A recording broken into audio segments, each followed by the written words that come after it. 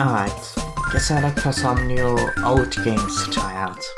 Oh, not NES games. Gee, I sure want to play something one of the 16 starts this thing. Arcade Archives? Do you have Neo Geo games?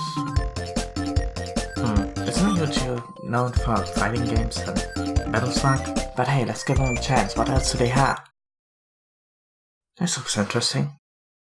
A little Neo Geo game from '97 called Money Puzzle Exchanger by Face got re-released this year on Switch, PS4 and Xbox One. I'll be playing the Switch version for this video.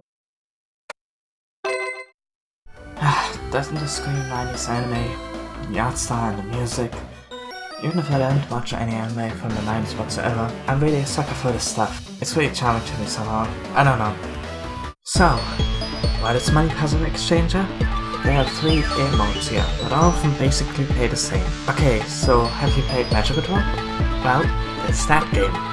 With math. No, don't leave, it's actually not that bad. See, your little player over there has to drop and add coins to a pile, and depending on the coins, you need to either have at least 2 or 5 of the same coins to make one new coin with a higher value. There's 1, 5, 10, 50, 100 and lastly 500. You probably would know by now which ones need 2 and which ones need 5 to disappear. Oh, and there are also 2 items. Both are activated by connecting a pair of them. The green one upgrades the coins below the pin. For example, coins with a value of 1 get upgraded to a value of 5, and those generally will then create a combo to make it easier to clear coins in a quicker amount of time. And sometimes the coins just don't disappear even though they technically should. Not sure why. The more useful blue item makes the coins below the pair disappear. And so, by making a pile disappear, your goal is to get a big combo to make coins disappear in a row. You can even try to drop coins into a combo to let it last a little longer. Don't let the coins reach all the way down, and that's all you need to know.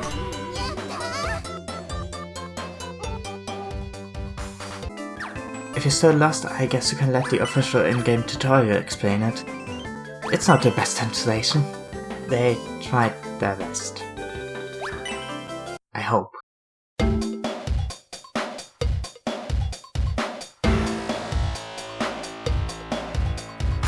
So those rules might be a lot to take in, but I can assure you that you'll figure the gameplay out in about 4 to 5 minutes or so. So don't worry, it's not as complicated as it may sound.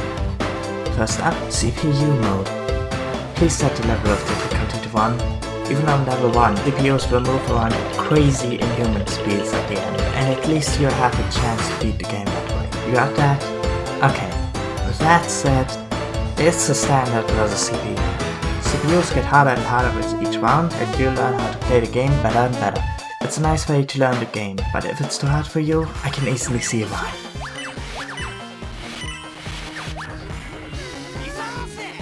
In that case, there's a second single player mode as well. Unlike CPU mode, solo mode lets you play as not just 2, but all of the characters in the game, which is pretty nice. Sure, they only have visual differences and they have their own songs that will play, but that's sometimes all you need to make a game not feel like you're doing the exact same thing over and over again. Here, the coins fall quicker and quicker the more you level up. Hints will also disappear with higher level, and eventually, after 3 to 5 minutes, the game is over, and it'll rate your performance on many factors to give you your final score. This is the mode where I spent my time the most. It's addictive, and it's not too frustrating once you lose. In the English version at least. The Japanese game over sequence can take quite a while. But thankfully both versions are on Arcade Archives. 2-player. It's a CPU mode, except both players can select whoever they like. Whoever wins twice is the winner. A second player can also interrupt the CPU mode to challenge player 1 and potentially take over. Also, I have to mention that these Arcade Archive releases don't allow for online multiplayer. It's couch multiplayer only, which is a bit of a shame. There are technically 2 more modes, but outside of the game. High Score and Caravan. Caravan. Hold on a sec. High Score and Caravan. High Score will record your score and versus CPU mode until you either get a demo over or, I assume, play through the entire mode. Maybe it'll just loop until the game over in the mode. I wouldn't know because I'm not that good. Caravan is basically the same thing, but with a 5-minute time limit. Your score then can get uploaded to the internet, but I prefer the in-game solo mode, and the in-game version thankfully has its own leaderboard too. And by the way, the leaderboards don't use Nintendo Switch Online, so that's even better. But anyways, I don't like these two extra modes all that much because I'm not a fan of the CPU mode. They also disable the tow buttons and put it on standard difficulty, so everything's just slower and too hard for me. And because of that, I play worse than playing the normal game with those turbo buttons and a comfortable difficulty level. Maybe I could beat the CPUs fast enough with an arcade controller with huge buttons, but with Joy-Cons? Nah, my thumbs just aren't fast enough for these two modes. As I mentioned before, the Arcade Archive re-releases also have the Japanese version. Kinda neat to see and play. Oh, I shouldn't play this outside of Japan? Well, guess I can't cover this in my review. Some graphics are different, some are exclusive to the Japanese version, and there are extra voice clips.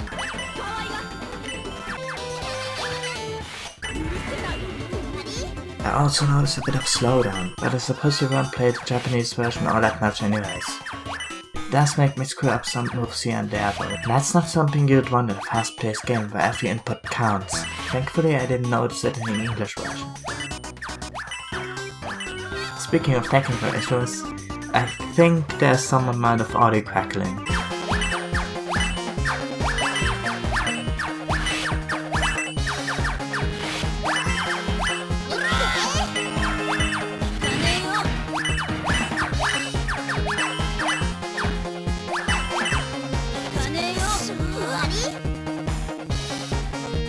But it could also just be something that the average player wouldn't notice. I shouldn't until recording footage. It's certainly not as bad as some audio emulations out there. At least the audio happens naturally without a noticeable delay, or just plain freezes for half a second. But I know that could be a deal breaker to some. I suppose these two exclusive bonus modes with the leaderboards can make up for these issues. Oh, I also like that you can remap buttons and use turbo buttons in the first place. That's good. Other re-releases should have that too, hint hint. The turbo function seems to have a bit of lag to it though. It stops slightly later than when you let go of the button. That leads to some unwanted coins being dropped down, and that wastes time. Something I wish a sequel would do is a fast scroll option for the analog stick, because in this release, you have to tap the direction for every step, and that gets tiring after a while. Other puzzle games don't have this problem because they let you automatically scroll left and right by simply holding down the direction. It's not terrible that it isn't here, but it would be nice to have. I've mentioned that one mode is pretty addicting, and that's probably because it was originally an arcade release. This was designed to get as much money as possible. Arcade Archives of course doesn't make this financially dangerous, but if you can't tell yourself to take a break or to stop, the game really won't stop that one more try mentality for you. If there's ever gonna be a sequel to this, I hope they'll find a way to stop it somehow without being annoying. Anyways, would I recommend Money Puzzle Exchanger? If you're still here, thank you by the way, and you think that it seems like a neat puzzle game? Sure, you can get a lot of value for that price point and it aged pretty nicely.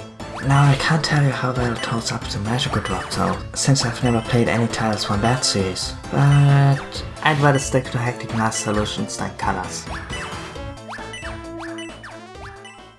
And now, I just hope that this first video review will age poorly, so that I can look back at this and say, wow, I certainly improved from this video onward, huh?